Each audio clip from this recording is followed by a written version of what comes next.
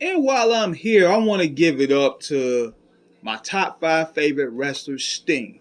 Sting, after a 30-year career, hung up his boots last night at AEW's pay-per-view. And I feel that Sting doesn't get a lot of appreciation for his contributions to the sport. He went further than the Ultimate Warrior, because you know him and the Ultimate Warrior came up as the Blade Runners.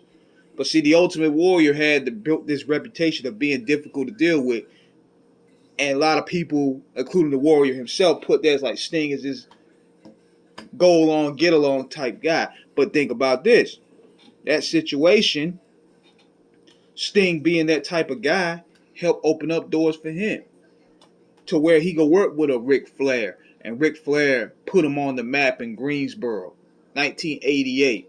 That was one of the first wrestling matches that introduced me to becoming a fan of this. You know what I'm saying? Now, keep in mind, he transitioned later on. Like he not only did he carry that company on his back, but he was just as equal as Hulk Hogan to me. He was he didn't have the memorable promos, but in terms of work rate, in terms of star power, Sting was up there with me. It's just that him being in WCW, I think it hurt his draw to a degree. Because had he been, I think he went to the WWF and they treated him right, he would have been a megastar. He would have been up there with Hogan, Flair, and who else? Stone Cold and Rock in terms of mainstream appeal. But see, Sting, he's a loyal guy at fault. He's a team player at fault. And sometimes that hurt him. You know what I'm saying? That kind of hurt him in some senses, because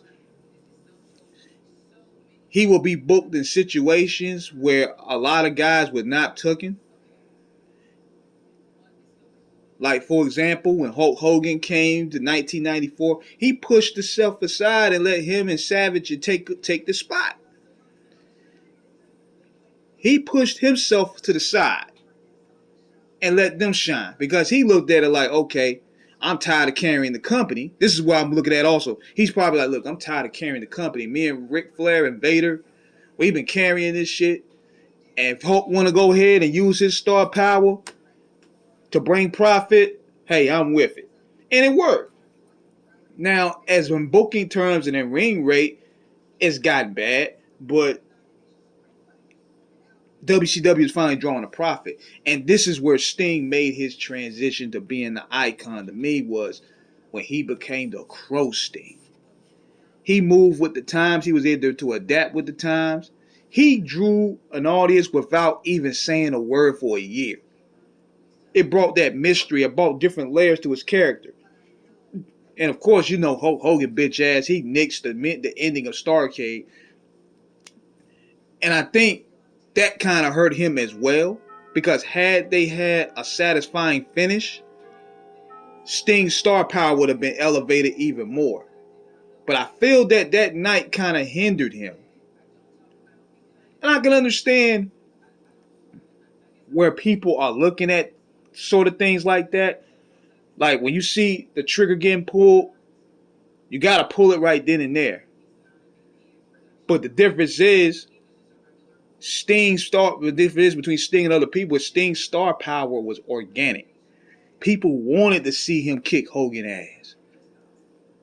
And the match wasn't even good itself. It felt like the chemistry was off. And I feel like Hogan really pretty much nixed that shit. So he wins the title, but at the same time, he still wasn't treated like the man, so to speak. The NWO storyline was still the forefront. Sting was still the second guy holding the title, so to speak.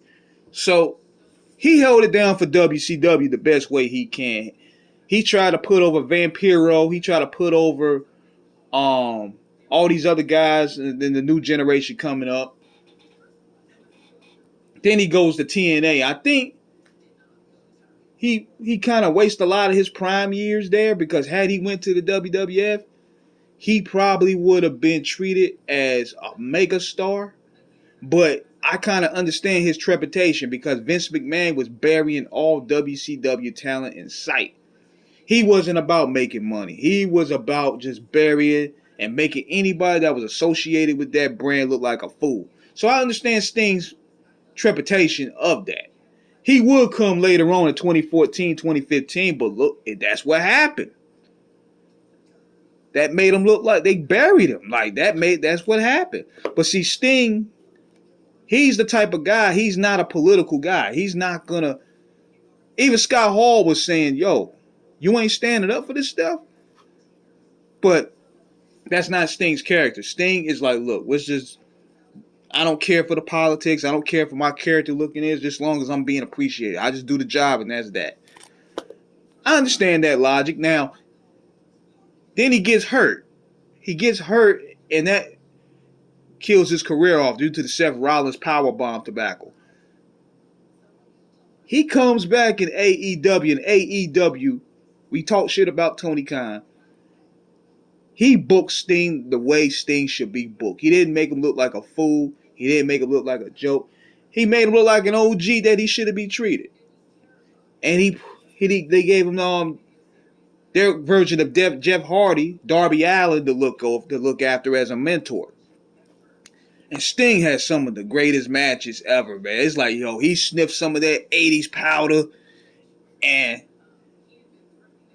his career was resurrected. So he had a great 3 years over there. This nigga was jumping over tables. He was jumping off of ladders. I'm like, yo, Sting done sniffed some of that 80s coke and just resurrected himself in some 1988 shit. But yeah, man, I didn't watch the last night's match yet. I seen highlights of it. I wasn't fond of the Young Bucks being the last. But Sting was so much of a pro that he probably made those guys look like $1 million. So, no pun intended.